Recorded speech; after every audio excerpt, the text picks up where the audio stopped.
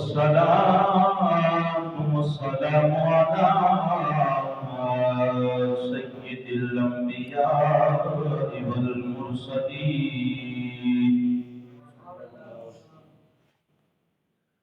وعلى آله وأصحابه أجمعين.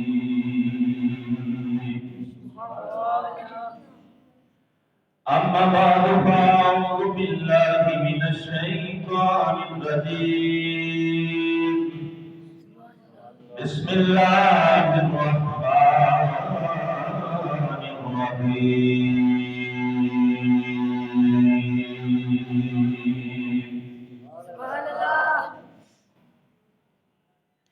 واذكر اسم ربك بكرة وأصيلا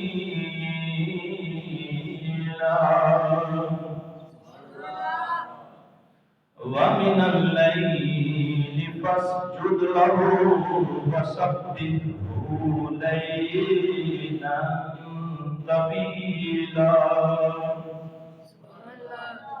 صدق الله العظيم وبلغنا رسوله النبي الكريم.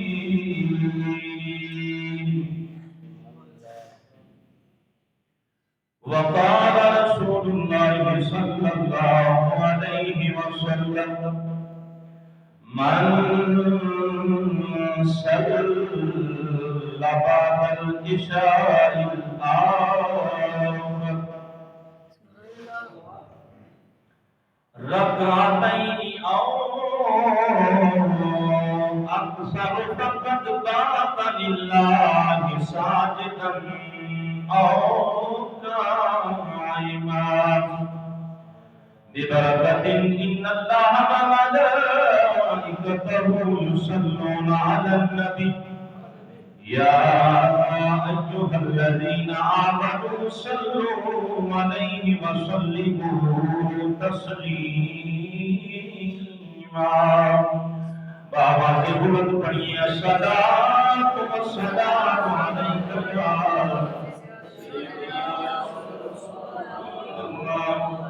وعلى آلك وأصحابك يا حبيب الله.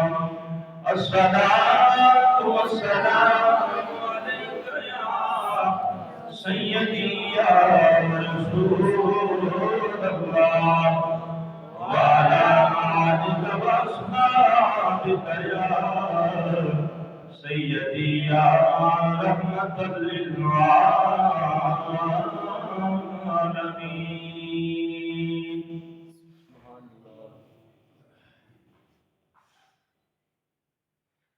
حمد و ثنا کے بعد لائق سب تکریم و تعظیم معزز سامعین ناظرین حضرات، ماہ شعبان المعظم جو اپنی برکات، اپنی عظمتوں اور رحمتوں کے ساتھ اپنی منزل کی طرف رواں ہے، اللہ رب العالمین ماہ مقدس کی برکات ہم سب کو نصیب فرمائے۔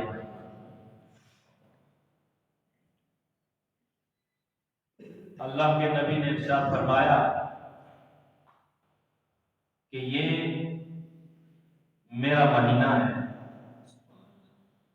اور صحابہ کرام رضوان اللہ تعالی علیہم اجمعین آپ فرماتے ہیں کہ اس ماہ مقدس کے اندر جو شعبان المعظم کا مہینہ ہے، اس میں اللہ کے نبی اتنی کثرت کے ساتھ روزہ رکھا کرتے تھے کہ ہمیں یوں لگتا تھا کہ اللہ رب العالمین اس ماہ کے روزے لازم قرار دے گا، اور اللہ کے نبی سے جب اس کے بارے میں پوچھا گیا کہ یا رسول اللہ صلی اللہ علیہ وآلہ وسلم اتنی کثرت کے ساتھ آپ روزہ کیوں رکھتے ہیں؟ تو اللہ کے نبی نے ارشاد فرمایا میں اس مہینے میں روزے رکھ کر اپنے آپ کو رمضان کے روزوں کے لیے تیاری کر رہا ہوں۔ لقد کان لکم فی رسول اللہ اسوۃ حسنہ، حضور کی زندگی انسان کے لیے نمونہ کامل ہے۔ زندگی کا کوئی بھی گوشہ ہو، آقا کریم علیہ الصلوۃ والسلام کا عمل اس کے لیے موجود ہے۔ اللہ رب العالمین کے نبی کے بتائے ہوئے طریقے کے مطابق اگر انسان بھی اس چیز پہ عمل پیرا ہو جائے تو رب کائنات اسے بھی دین و دنیا کی بھلائیاں عطا فرماتا ہے۔ آیہ مقدسہ جو میں نے شرح تلاوت کیا ہے سورۃ الدہر سے، آیہ مقدسہ نمبر میں نے 25 اور 26 نمبر آیہ مقدسہ کی تلاوت کیا ہے۔ اللہ رب العالمین حق بیان کرنے کی توفیق عطا فرمائے۔ چونکہ اس مہینے میں شب برات بھی آ رہی ہے، جو ایک بڑی کامل اور اکمل ایک برکات والی، جس میں اللہ رب العالمین آنے والی زندگی کے تمام حساب و کتاب لکھ دیتا ہے، وہ رات آ رہی ہے۔ انسان کو چاہیے کہ اپنی زندگی کو بہتر بنانے کے لیے، اپنی زندگی کو کامیاب بنانے کے لیے، اپنی زندگی کو کامیاب دکھانے کے لیے انسان کے لیے لازم ہے کہ وہ قرآن حکیم فرقان مجید کے بتائے ہوئے اصولوں پہ عمل پیرا۔ آیہ مقدسہ میں اللہ رب العالمین فرماتے ہیں کہ وَاذْكُرِ اسْمَ رَبِّكَ بُكْرَةً وَأَصِيلًا، فرمایا اللہ کے نام کی تسبیح بیان کیا کرو، چاہے صبح ہو یا شام۔ پھر فرمایا وَمِنَ اللَّيْلِ فَاسْجُدْ لَهُ، اور رات کے کچھ حصے میں اللہ رب العالمین کی بارگاہ میں سجدہ بھی کر لیا کرو۔ اور فرمایا وَسَبِّحْهُ لَيْلًا طَوِيلًا، اور بڑی رات میں اللہ رب العالمین کی تسبیح بیان کر لیا۔ آیہ مقدسہ میں مفسرین کرام فرماتے ہیں کہ اس آیہ مقدسہ میں اللہ رب العالمین 5 نمازوں کا ذکر کر رہا ہے۔ بکراتن، صبح، بقرہ کہتے ہیں جب صبح کی روشنی پھٹتی ہے، صبح کی ابابل وقت جب روشنی پھیلنا شروع ہو جاتی ہے اس وقت کو بکرا کہتے ہیں۔ فرمایا اس بقرہ سے مراد، اس بکرا سے مراد نماز فجر ہے۔ اور جب صبح ہو، اللہ رب العالمین کسی انسان کو زندگی کی نئی صبح عطا فرماتا ہے تو قرآن ارشاد فرماتا ہے اس صبح کے لیے بھی اللہ رب العالمین کی بارگاہ میں تسبیح بیان کر اور سر جھکا کر رب کی بارگاہ میں سجدہ ادا کر کے اس دن کے لیے شکرانہ ادا کر کے رب کائنات نے مجھے زندگی کا ایک اور دن عطا فرمایا۔ اور فرمایا وَأَصِيلًا، اس سے مراد ظہر اور عصر کی نماز ہے۔ اور پھر وَمِنَ اللَّيْلِ فَاسْجُدْ لَهُ، اس سے عشاء کی نماز مراد ہے۔ اور پھر فرمایا سَبِّحْهُ لَيْلًا طَوِيلًا، فرمایا جو بڑی رات، رات کا پچھلا پہر ہے، رات کا بڑا حصہ ہے، اس حصے میں رب کی بارگاہ میں تسبیح بیان کر، اس سے مراد شب بیداری ہے، اس سے مراد رات کا جاگنا ہے، اس سے مراد نماز تہجد ادا کرنا ہے۔ اور مفسرین کرام پھر یوں فرماتے ہیں کہ فرائض کے بعد اللہ رب العالمین یوں فرماتا ہے کہ میری تسبیح بھی بیان کیا کرو اور فرض ادا کرنے کے بعد تم نفل بھی ادا کیا کرو۔ اس آیہ مقدسہ میں بکرۃ و اصیلا سے مراد فرض نمازیں ہیں، اور فرمایا وَمِنَ اللَّيْلِ فَاسْجُدْ لَهُ، جب رات کا پچھلا حصہ ہو، جب فرض ادا کر لو تو رب کی بارگاہ میں سجدہ شکر ادا کرو کہ رب کائنات میں نے تیرے فرض ادا کر دیا۔ اور پھر آقا کریم علیہ الصلوۃ والسلام کا فرمان عالی شان، آپ فرماتے ہیں کہ من صلی بعد العشاء الآخرۃ رکعتین او اکثر،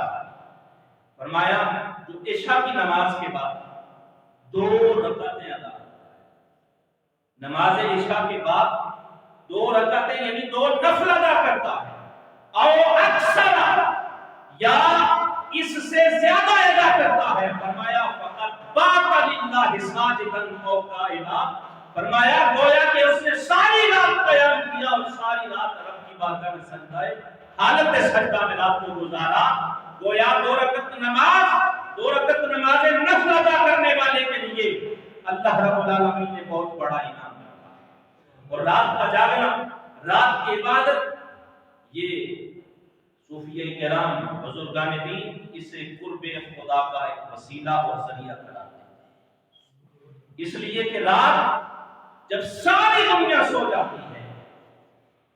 پھر جو اس رات کو جاگتا ہے، جو جاگ کر رب کی بارگاہ میں سجدہ کرتا ہے، رب کی بارگاہ میں دعائیں کرتا ہے، وہ حضور شہنشاہ بغداد سرکار غوث اعظم کی بارگاہ میں ایک شخص حاضر ہوا، اور حاضر ہو کر اس نے کوئی چیز طلب کہا کہ مجھے کسی چیز کی ضرورت ہے، آپ مجھے وہ عطا کر دیں، مجھے وہ دے دیں۔ حضور شہنشاہ بغداد کہنے لگے ٹھیک ہے۔ جب رات ہوئی، صبح اٹھا، پھر حضور شہنشاہ بغداد کی بارگاہ میں کہا فلاں چیز کا آپ سے مطالبہ کیا تھا، آپ نے وہ دی نہیں۔ حضور شہنشاہ بغداد کہنے لگے میں نے آپ کی درخواست پیش کر دی ہے، جب وہ درخواست قبول ہو جائے گی تو آپ کو چیز مل جائے گی، آپ کا مطالبہ پورا ہو جائے گا۔ 2 دن گزرے، دوسرا دن، صبح اٹھا، پھر کہنے لگا حضور آپ سے ایک چیز کا مطالبہ کیا، کہا آپ کی درخواست پیش کی ہوئی ہے، بس قبولیت کی دیر ہے۔ تیسرا دن پھر ہوا تو ایک بابا جی حضور شہنشاہ بغداد کی بارگاہ میں حاضر ہوئے، کوئی نذرانہ نیاز پیش کیا، شاید وہی چیز تھی جس چیز کا سوال اس آدمی نے کیا تھا۔ تو حضور شہنشاہ بغداد وہ چیز اپنے پاس رکھ کر اپنے خلفاء کو فرماتے ہیں، اپنی مریدین کو فرماتے ہیں کہ فلاں ایک شخص 2 دن سے یہاں آرام قیام پذیر ہے، اسے بلایا جائے، اس کو بلایا جاتا ہے۔ حضور شہنشاہ بغداد کہنے لگے یہ لو، میں نے جو درخواست پیش کی تھی وہ درخواست قبول ہو گئی ہے۔ اس نے سوچا کہ شاید کسی وزیر مشیر، کسی امیر ترین آدمی کو ان نے درخواست پیش کی ہوگی۔ کہنے لگا یہ آپ جو کہہ رہے تھے کہ میں نے درخواست پیش کی تھی، جناب والا اگر آپ بتائیں کہ یہ درخواست آپ نے کس کو پیش کی تھی جس نے اتنی جلدی یہ درخواست قبول کر لی ہے؟ حضور شہنشاہ بغداد فرمانے لگے میں نے یہ درخواست تمہاری جو سوچ ہے اس سے بڑا،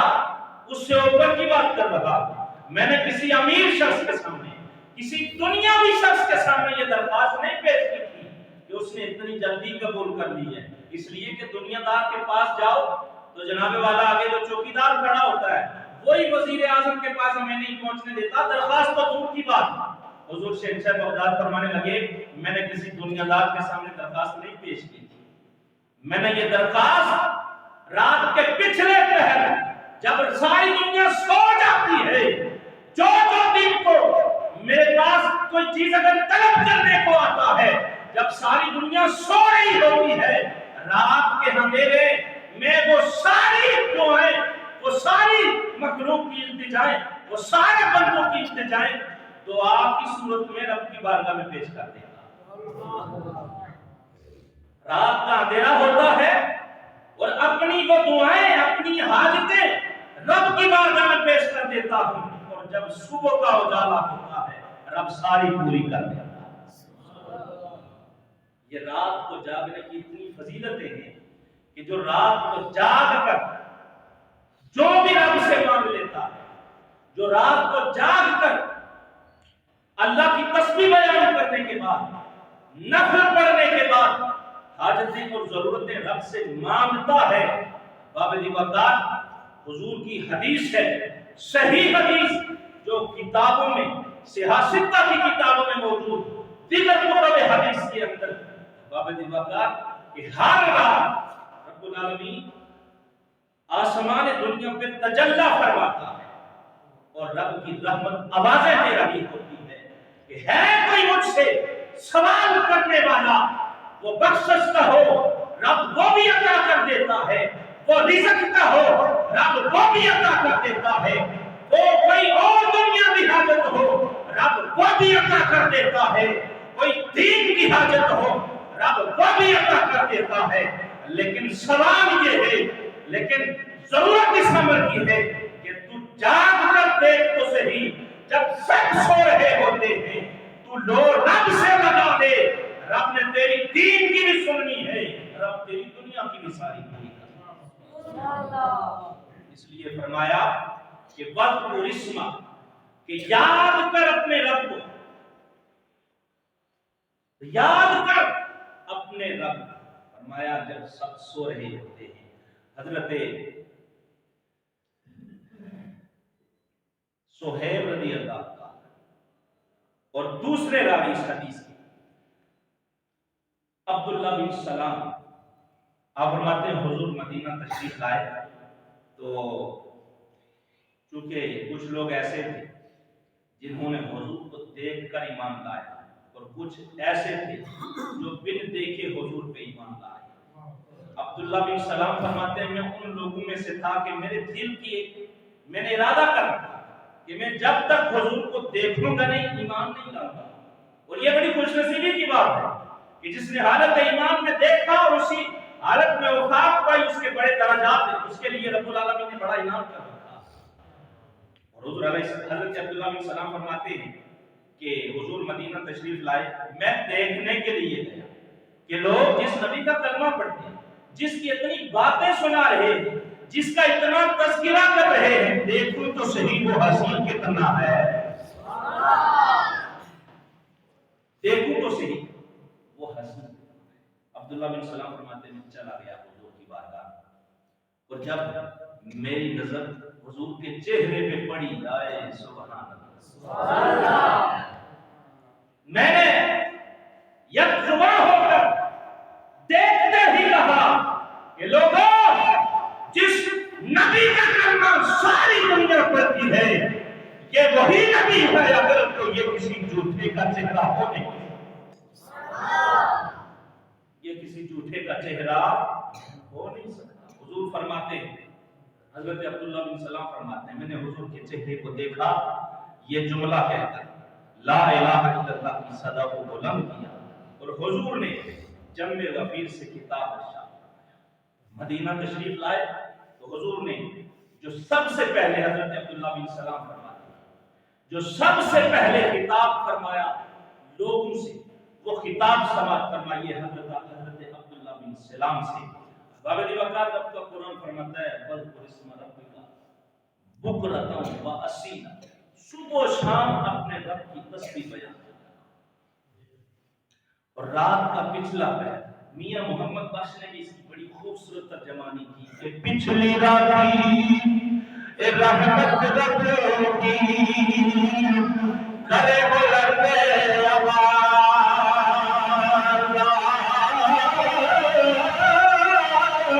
وہ ہے کوئی نفس سے مندنے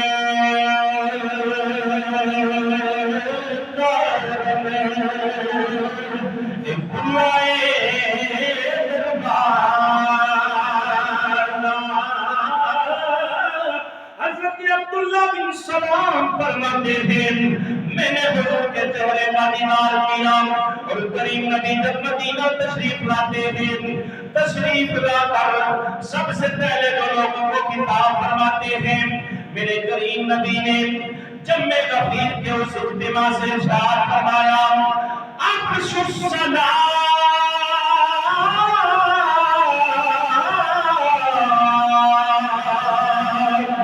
وأطعموا الطعام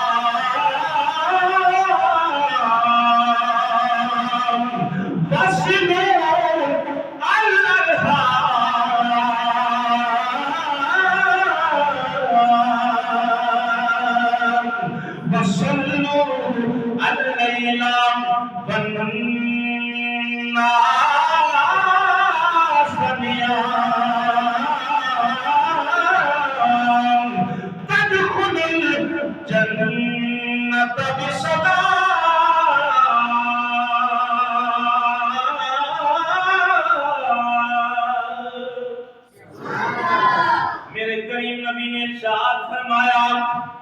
اے میرے زیادہ سلام کو عام کرو، یعنی السلام علیکم ورحمۃ اللہ۔ تم اگر کسی کو جانتے ہو، کسی کو نہیں جانتے، جاننے والے کو بھی سلام کرو، انجانے کو بھی سلام کرو، اس لیے کہ یہ ایک معاشرتی فائدہ، اس لیے کہ یہ معاشرے میں امن و سکون کا باعث بنتا ہے۔ ایک آدمی جب دوسرے کو سلام کرتا ہے، ایک دوسرے کے دلوں میں محبت ڈالنے کے لیے اللہ کے نبی نے ارشاد فرمایا تم سلام کو عام کرو، اور فرمایا وَأَطِعِمُوا الطَّعَامَ، اگر تمہیں کوئی بھوکا ملے، اگر تمہیں کوئی غریب مسکین یتیم لاچار مجبور ملے، اللہ کے نبی نے ارشاد فرمایا وَأَطِعِمُوا الطَّعَامَ، اسے کھانا بھی کھلاؤ، اور فرمایا وَصِلُوا الْأَرْحَامَ،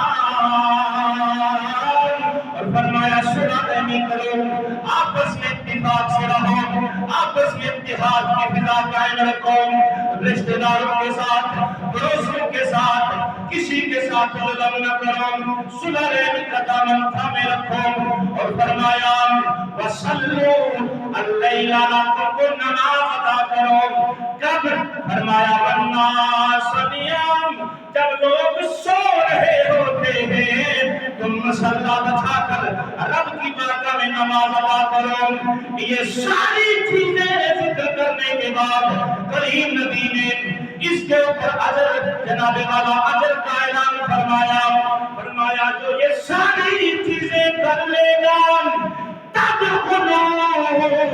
الجنۃ بالسلام، فرمایا جو یہ سارے کام کر لیتا ہے جن قیامت کے رب العالمین اسے سلامتی کے ساتھ جنت میں داخل فرمائے گا۔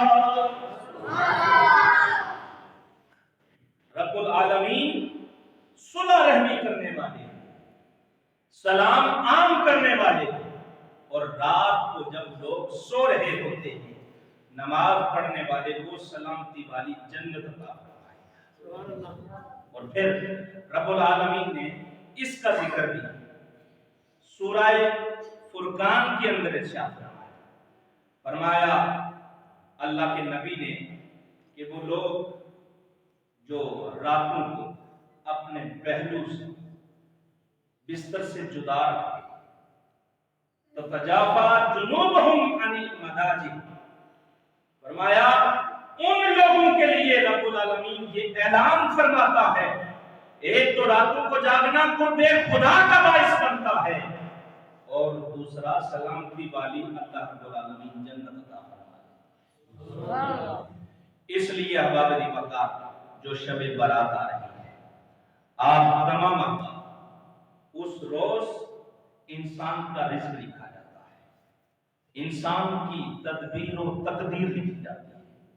انسان کا اچھا یا برا مقدر لکھا جاتا ہے۔ اور میں نے پہلے آپ کو بتایا یہ وہ مہینہ ہے کہ حضور روزہ رکھا کرتے تھے، تو حضور سے پوچھا گیا اتنے روزے آپ کیوں رکھتے ہیں؟ تو فرمایا میں اپنے آپ کو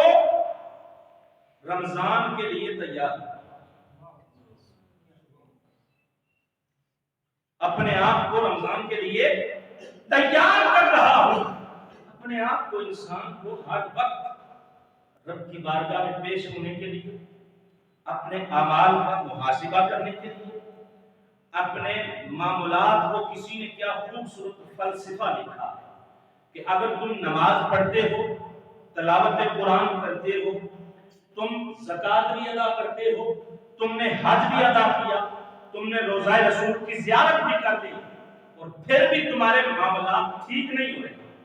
پھر بھی تمہاری دنیا سنور نہیں رہی، تو اپنے معاملات پہ نظر رکھو۔ معاملات کیا؟ تم نمازیں تو پڑھتے ہو، لیکن تم یہ دیکھو کہ میں اپنے معاشرے میں رہنے والے لوگوں کے ساتھ، تم یہ دیکھو کہ میں جہاں رہ رہا ہوں وہاں میرے ہاتھ، زبان، آنکھ، پاؤں سے کوئی غیر محفوظ تو نہیں۔ تم زکوٰۃ، دیگر فرائض ہیں ضروریہ ادا کرتے ہو، واجبات کے اوپر توجہ تو دیتے ہو، لیکن پھر بھی اگر تم تمہاری دنیا سبر نہیں رہی، تم معاملات میں توجہ رکھو، تم چل رہے ہو، تمہارے چلتے ہوئے کسی کی عزت تو غیر محفوظ نہیں، تم کسی چیز کی طرف نظر تمہاری اٹھی، وہ نظر اس کے لیے کہیں خطرناک تو نہیں، نقصان تو نہیں پہنچا رہی، اس لیے اپنے آپ کا محاسبہ کرنے کے لیے اپنے آپ کو ہر وقت رب کی بارگاہ میں پیش کرنے کے لیے تیار۔ شب برات آ رہی ہے، ہم دعائیں کرواتے ہیں، ہر کسی سے کہتے ہیں دعا کرو، ہم نے کوئی پیر فقیر نہیں چھوڑا، کوئی چلہ نہیں چھوڑا، کوئی زیارت نہیں چھوڑی، کوئی وظیفہ نہیں چھوڑا، کوئی جادو ٹونا ہم نے تعویذ نہیں چھوڑے۔ تو پھر اگر ان چیزوں سے بھی اگر ہمارے معاملات درست نہیں ہو رہے تو پھر معاملات پہ اپنا محاسبہ کرنا پڑے گا۔ اس لیے ابابی وقار شب برات آ رہی ہے، شب برات رات کو جاگیں، نفل ادا کریں، قرآن کی تلاوت کریں، نوافل ادا کریں، تسبیحات پڑھیں اور رب کی بارگاہ میں اپنے لیے اور کل امت مسلمہ کے لیے دعا کریں۔ رب جب تجلی فرمائے تو تمہاری آواز اس کی آواز تک پہنچتی ہے۔ اور احباب علی وقار انشاءاللہ العزیز اس ادارے میں بھی شب برات کی محفل کا انعقاد ہوگا بعد از نماز عشاء۔ آپ تمام احباب سے میری گزارش ہے کہ آپ اس محفل میں بھی واضح ہو کر کوشش کریں کہ شرکت کریں۔ آپ کی محلے کی مسجد میں محفل کا اہتمام ہے تو وہاں ضرور شریک ہوں، اگر وہاں اہتمام نہیں ہے تو آپ کے اس ادارے میں انشاءاللہ العزیز شب برات کا اہتمام ہوگا۔ آپ تمام احباب اس محفل میں شرکت فرمائیں، اللہ رب العالمین دارین کی عزت نصیب فرمائے۔ اور ایک اور اعلان سماعت فرمائیں، 6 تاریخ بروز سوموار درگاہ شریف دربار میں سالانہ وصیت کا انعقاد ہو رہا ہے، جس میں خصوصی شرکت قبلہ پیر طریقت رہبر شریعت قبلہ پیر مائن رضا صاحب درابی دربار عالیہ شریف سے تشریف لا رہے ہیں۔ آپ تمام احباب سے میری گزارش ہے کہ اس سے باقی محفل میں بھی شرکت فرمائیں۔ وما علیہ الا البلاغ المبین۔